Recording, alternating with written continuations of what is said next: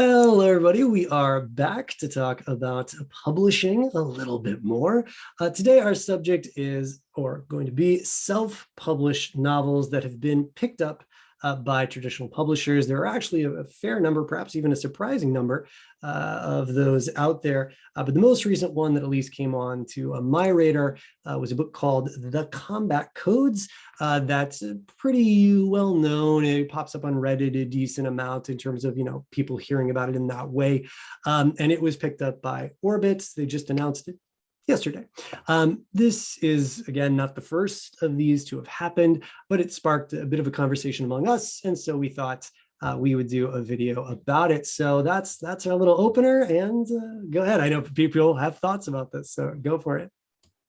The first one of these that I came across was actually The Martian by Andy Weir, which of course has been turned into a super successful movie, and he's produced other things since. That was the first time I was even aware that this was a thing that happened, that somebody had been successful enough as a self-publisher that traditional publishers took notice. And of course, he's not the only one out there. He's just the first one that I ever became aware of. Yeah, this occurrence is not entirely infrequent, nor, well, it's not the most common thing, but it happens more than people expect it to. And as we were kind of talking beforehand, a couple years ago, while still in my undergrad, I had the opportunity to work as an acquisitions intern for a small publishing company. And never before was it so apparent to me how much of publishing is purely risk management. Publishing firms have a lot of money to lose and don't want to. They want to gain, right? And so purely publishing books from a publishing company's perspective is all about finding the safest, most profitable bets and getting as many safe bets as possible. Because if they can profit on everything, that's better than profiting really well on one thing and going into the red on everything else. Which is why traditionally publishing self-published books is such a good move, because you have an already established market. The book has proven to be profitable already. And so now you get to kind of step in as a publishing company and basically cash in on someone else's success. Granted, you can potentially market it to a larger audience than it already was, but also in large part, that's kind of what they're doing, is just kind of taking a little bit of the cash flow that was already headed the author's way. And to be the eternal snob of this group, which is my official title, I can make t-shirts. But my primary concern that I've seen with books that were originally self-published and then taken on by traditional publishing, first off, it just leaves kind of a bad taste in my mouth, but that's not something you can really quantify. But second, I've noticed a lot of the books I've read, which I will not name, are decent books with good plots, but there's no effort or real effort made on the publishing house's side to help improve the book or to edit the book.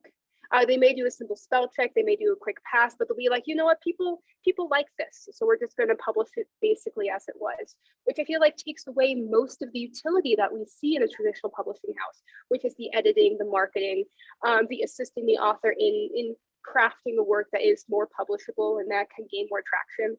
It's basically just, I think, like Mason said, picking up on success that an author already has, spell checking it once or twice, and then republishing it. And at least for me, I feel like that's pretty dishonorable. Really quick, I'm so sorry.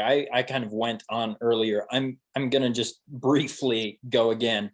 I think in general, publishing houses really can be good, right? Even though they are kind of this risk management group, things like that. Some publishing houses do recognize that by investing in their authors, they generally get a better investment themselves. Some do, not all. And so some traditional publishing houses do manage these transitions well, right? Like The Martian did remarkably well, got a film deal. Obviously, this can work out really well to all parties' benefits. That is a possibility.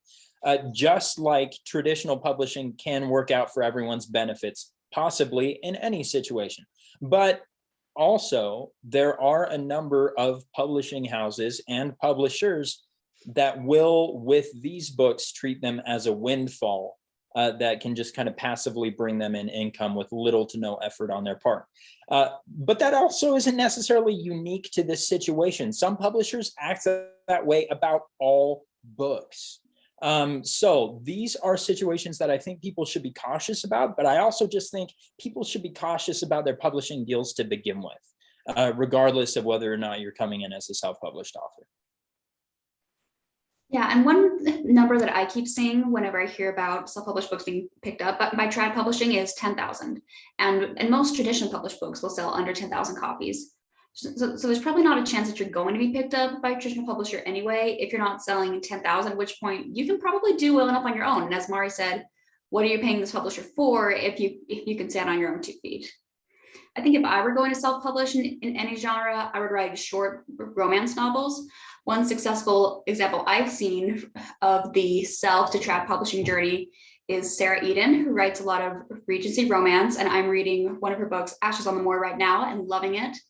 She was self-published for many years before she got picked up by a trad publisher, and she still writes consistently like you want to do when you're a self-published author, because the great asset of being a self-published author among many is that you can control the timing of your book. So I think when you're deciding whether you're going to go with trad publishing and self-publishing, genre is definitely an important question to keep in mind. Yeah, and I will say that I heard Sarah Eden talk. She talked in one of the classes I TA'd for a couple of semesters ago. And one of the big things I took away from her is how seriously she's taken writing from the beginning. It's something that she felt was important enough for her. It was a joy, and it was also part of work to try to put work out consistently in order to build that fan base, even if it was really short. I know she has quite a few novellas that she released initially. And I know her relationship with the trad publishers she has now. I mean, Erica, you can correct me if you know, but it's really it's a really friendly environment where they can work together to put out good work. So as part of this conversation, you've got to then wonder, based on the stuff that we've been talking about, are moderately successful self-pubbers who then get an offer or a deal from a trad publisher shooting themselves in the foot? Are they just giving away money? Or is there a situation in which, like The Martian, that could conceivably or reliably work in their favor? I think it's tough to say. I want to say the ones that were always on my radar, and then Mason, I know you got a response to that as well, was Evan Winter with his big like Rage of Dragons cover, which I do want to talk about covers. I want to, after this is answered by Mason, I'll circle back around to covers. So him, and then let's say Josiah Bancroft. I might be saying that name wrong. It's the Books of Babel. But Senlin Ascends is like the first book of that series. I feel like not everyone who is traditionally published makes enough money, even people that we think are doing well, right? Like the book series that's like fun, that's the band book series. I'm forgetting the name of it. But anyway, I'll put it Kings of the Wild? Kings of the Wild, right? Like that author has talked, thank you, sir. That author's talked about how, and I think I've even said this in a previous YouTube, that like he was still waiting tables, you know what I mean? And even people really know that book. That's a big book. And I feel like somewhere I remember seeing something about Josiah Bancroft with Senlin Ascends and the series, the Books of Babel. But I gotta imagine they're doing pretty well because 4 books are out now. But yeah, I mean, I would love to see behind that curtain, right? I'd love it like we see some YouTubers say, here's the amount of money you make. I would love to see more authors be like, here's what I was making self-publishing. Here's what I'm currently making, now that I've gone traditionally published. And some authors do reveal the amount of money they're making, usually self-pubbers, but I haven't seen somebody do that with the others. So that's my sort of long way of saying, I don't know. I wish more information was out there, but those are some names of people that have made the transition. But back to covers after you go, Mason. Yeah, I was just going to say really quick, this is, again, like I'm not there for the deal, so I don't really know what this particular individual is getting out of the deal. But that being said, I do think a recent example is Legends and Lattes, which I brought up before we started recording. This is one that I think could very well work out to the self-published author's advantage, because the traditional publisher is specifically working on distribution and publication in foreign markets that the author does not have time to focus on their own as their own advertiser, right? I do think that in situations like that, where you can negotiate a deal where a publisher can come in with a system and network in place that you do not have and do not plan on having, that can work to your advantage. And from the outside looking in, again, I'm lacking a lot of details. Could be that it was actually a horrendous deal that will backfire on the author in a big way. But from the outside looking in, it does seem to me like the recently taken on novel Legends and Lattes that Tor signed on a deal with seems like a potential success story of that sort. Yeah, and I think to answer Cameron's question, I 100% agree with that. But kind of to go off of that, I think, as Mason said, it all comes down to the benefits. I think particularly for young authors, if someone wants to pick up your book and is doing well in self-publishing, there's a bit of pride involved in it. And I think there's an opportunity to be starstruck. But at the end of the day, publishing houses are looking for business. And so I guess the question is, are they interested in you as the author, or are they interested in just peddling a product that already exists? I think if it's the former and they want to help you succeed in future projects as well, as we see with, I never say his name right, Andy Weir in The Martian, then we're looking at a good deal if they're treating you like a person. Yeah, it's also tricky, right? Which I think is why it's fun to talk about this stuff, and hopefully soon we'll be in these positions, and then we can just reveal this information, right? If we feel comfortable doing it, right? So we can more all know. But I was just going to say two things real quick. One, I think the distribution point is a really good one. We've even seen Brandon talk about that with his recent big project and others who have used the platform Kickstarter for doing books. That the tough part is getting books to foreign markets, right? So if the traditional publishing house who does have those in place is opening your book up to that, I think that could allow it to be an explosion. And I imagine that for, like Legends and Lattes, it's a bet, because Legends and Lattes has been doing really well on the Reddit market. It's been like a cozy fantasy story. There's been lots of posts about it. It's just judging from that sort of arena of people who read fantasy, Reddit fantasy. So I know it's doing well in that regard, but I gotta imagine the person thinking, well, if my book's doing well with this group of people and the traditional publishing can give me access to this group, why not? Let's do a shot. Let's try, right? So I'll be curious to see what happens to them. What I was just going to say real quick, though, is I have both a good and a bad feeling when I hear this about a book that's been picked up. It's good because I'm happy for the writer. I hope it's leading to more success for them and that it helps them make more money as opposed to the money they could have made on their own. But it makes me sad for covers, because at least up until now, traditional publishing wants to do their own covers. I was heartbroken about Rage of Dragons. Rage of Dragons had such an amazing cover that had even been animated and looked so cool. I'm not saying the book came with an animated cover, but they did an animated version of it. And that got people really excited about it. The combat codes, this author, I've been sort of tracking the author for a bit.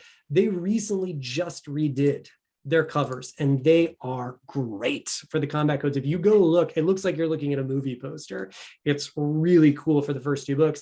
But those books have now been pulled, right? Like if you didn't already buy them, sorry, you can get the paperback for like $36 or something.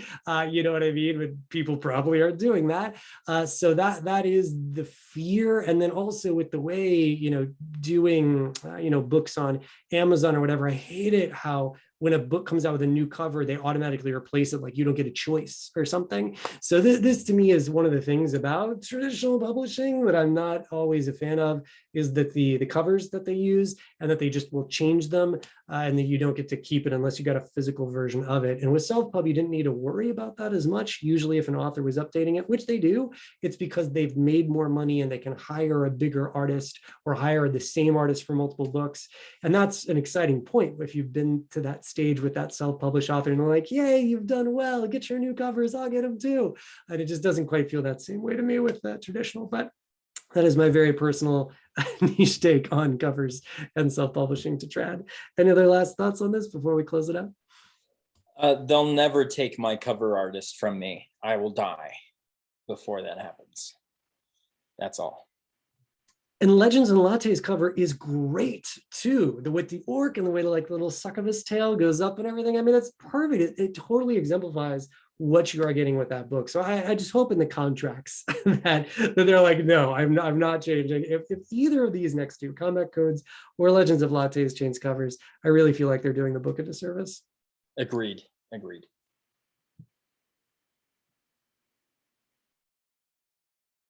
I care a lot about covers. So if we have, so one last quick thing that we were talking before, and Erica was like, you need to say this to Mason and to this other person. One thing that I don't think got said yet is I think publishing houses are poised like hawks or vultures, whatever we want to say, finding, not to be negative, but waiting for someone to be just successful enough that it can be a safe bet, just as Mason is saying, but not so successful that they already don't need them, right? Like someone like Will White, I can't imagine Will White ever going traditionally published, because his last Kickstarter was just so he can personally approach bookstores and just put his books in Barnes & Noble. I went to buy Barnes & Noble recently.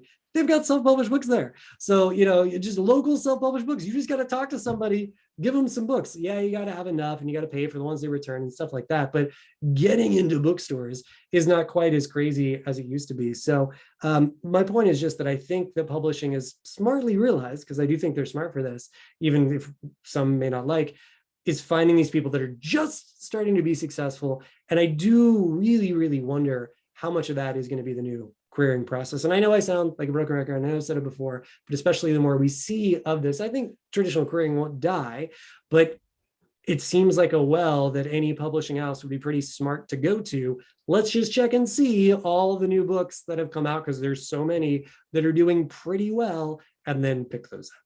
So I'm wondering about that for the future. Throwing my hat into the ring in this controversial topic as we wrap up. I think I 100% agree that there's a stratification occurring, particularly in traditional publishing, where we're seeing less middle of the road novels and seeing more like novels that they think can glean a high reward. I think Brandon talked about that in the class once, but no one tell him that I'm quoting him, because then he'll sue me maybe. That's a joke. I don't think he'd sue me. But I think it's also one of the reasons why agents are more important than anything else as you're trying to enter the publishing world, because agents tend to know the purposes behind particular publishing houses. My little soapbox, which I'm always a little bit worried about, are publishing houses that don't work with agents, that just pick up authors and say like, no, yeah, pay us $2,000 and we'll publish your book for you. There's quite a bit of danger, I think, in those. And so if you're thinking about traditional publishing, as annoying as querying agents is, I think it's more effective than querying houses directly, so that they can take care of a lot of the business stuff and you can focus on being the author just a little bit more. It's not safe to go alone. Take this.